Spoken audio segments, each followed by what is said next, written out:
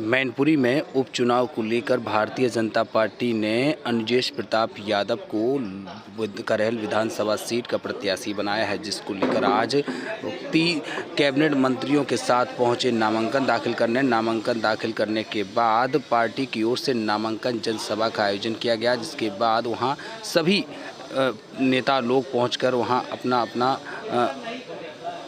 अपने विचार रखेंगे, जिसको लेकर नामांकन दाखिल करने के बाद प्रत्याशी अनुजेश प्रताप सिंह ने मीडिया कर्मियों से बात की। बीच में हटाओ ना यार, बीच में थोड़ा इन्हें कर लो यार, जाए परिवार लगवाते पार्टी लगवाते हैं, पार्टी भाजपा से होता है। 1998 में जिस तरीके से भाजपा लड़ी थी और 2002 में कमल खिला, क्या वो काल दोहरा पाए? दोबारा दोहराएगा, बहुत अच्छे वोटों से बबलू ये सामने के बोलिए। हर समाज का, हर वर्ग का, यादव समाज का, हर समाज का मुझे बहुत समर्थन मिल रहा है। किस तरीके से कटहल का चुनाव देंगे?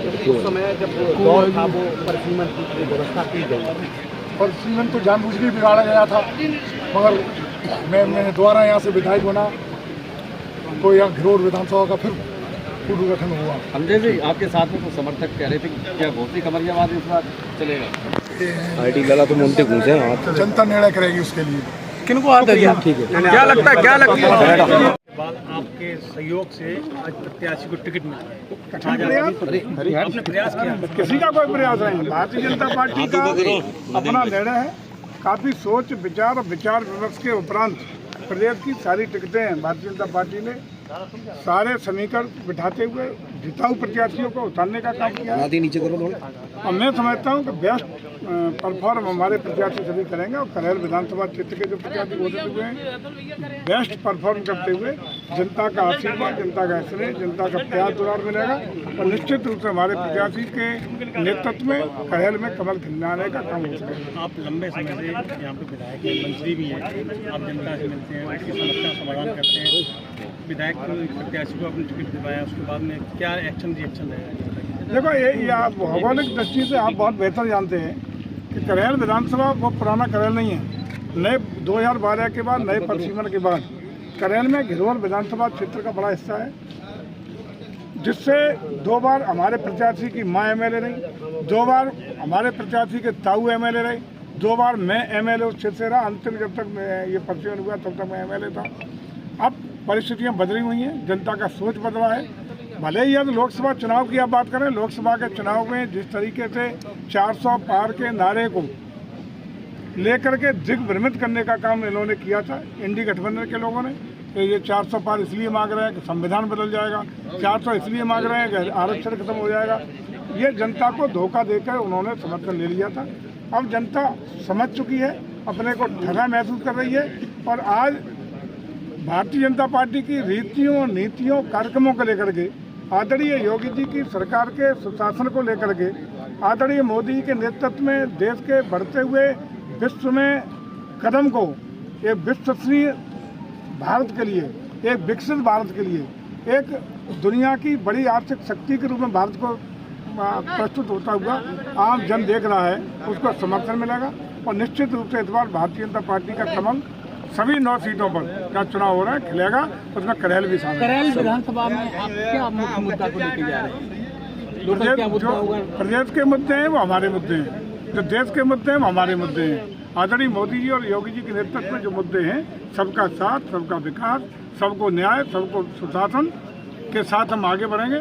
हमें लगता है कि हर वर्ग, धर्म, जाति के लोगों का समर्थन, सहयोग और आशीर्वाद हमारे प्रत्याशी को मिलेगा। शुक्रिया, धन्यवाद। गुरुना जी, भारतीय जनता पार्टी ने आपके बेटे को विधायकी की करेल सीट से टिकट दी है। वहाँ काफ़ी लंबे समय से एक परिवार या एक पार्टी का कहें वहाँ राज चल रहा है, कैसे इस तरीके की फेस करेंगे पीछे? ऐसे तो देखा जाए तो देश में जाने किन किन के राज्य चले और फिर किन के राज्य आए, ये तो सब चलता रहता है। लेकिन वर्तमान में जनता पसंद कर रही है, जिसके कार्यक्रम सही चल रहे हैं, भारतीय जनता पार्टी की सपोर्ट मिल रहा है, आप सबका सहयोग मिल रहा है और सब देख के ही बड़ा नेतृत्व विचार करके टिकट देता है। 2 बार आप एमएलए रही हैं, लोगों से जुड़ाव जो है वो बहुत ज़्यादा स्ट्रॉन्ग होगा। आपकी फैमिली में 2 बार और एमएलए रहे हैं, जो जिस तरीके से अनुजेश जी को उस पायदान पे पहुंचाने की कोशिश की भारतीय जनता पार्टी को, क्या कहना चाहेंगे? क्या कितनी मजबूती है इस विधानसभा में? करहल में आप स्ट्रॉन्ग करेंगे, फाइट करेंगे? दिन पे दिन आपको देखने को मिलेगी बहुत अच्छी मजबूती बढ़ती ही चली जा रही है, क्योंकि पार्टी के भी कार्यक्रम सही चल रहे हैं और अनुजेश का भी मतलब आप जानते ही हैं। मैं अपने बेटे की तारीफ अपने मुँह से करूँगी तो शायद लगेगा कि बेटे की वजह से कह रही है, जिस तरीके से बात, लेकिन वो तो आपको भी देखने को मिलेगा कि हमारे परिवार के क्या कार्यक्रम रहे जनता के प्रति। मेरे से भी देखा होगा, हमारे पुराने और लोग भी हमारे परिवार के विधायक रहे और पार्टी भी ऐसी है जिस पार्टी में हमने अपना विचार रखे और वहाँ गए, हम पार्टी में काम कर रहे हैं, तो वो पार्टी भी हमें पसंद आ रही है। जिस तरीके से बात, देश हित में काम कर रही है।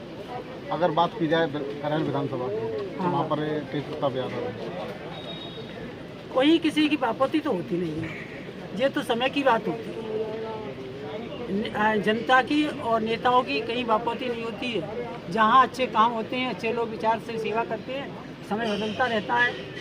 मैं भी कभी समझती थी कि शायद गरोड़ विधानसभा मेरा गढ़ बन गया, ये किसी ने कहने की बात होती है। ये तो काम के आधार पे और समय के आधार पे सब समय बदलता रहता है।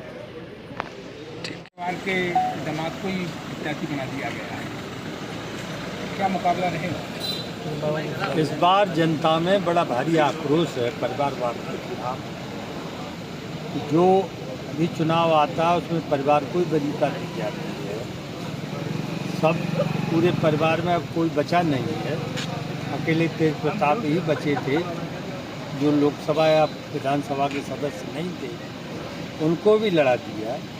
इसलिए यादव समाज में भी आक्रोश है, अन्य जातियों में भी आक्रोश है और अनुजेश प्रताप जी भाजपा के निष्ठावान कार्यकर्ता हैं। उनकी माता जी 2 बार विधायक रही हैं गरोड़ से, आधा क्षेत्र गरोड़ का है करहल में।